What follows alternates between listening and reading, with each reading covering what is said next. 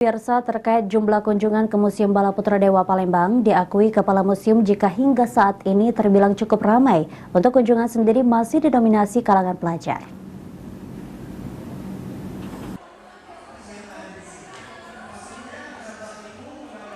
Jumlah pengunjung Museum Negeri Sumatera Selatan Bala Putra Dewa selalu ramai didatangi pengunjung, terutama dari kalangan pelajar.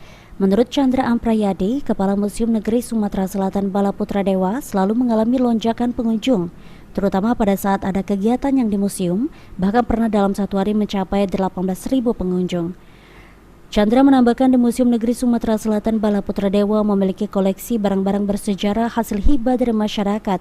Sebanyak 313 koleksi barang bersejarah diserahkan ke Museum Bala Putra Dewa.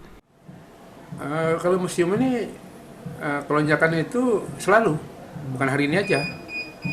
Nah, kadang-kadang pernah sampai 18.000 pengunjung dalam satu hari. Kadang-kadang 500, kadang-kadang 200 itu.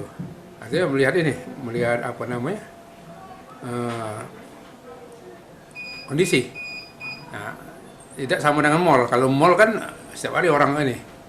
Jadi kalau museum itu yang jelas kalau ada acara-acara besar.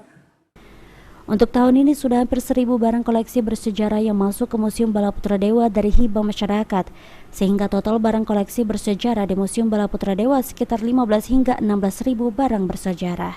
Eki Saputra, PAL TV.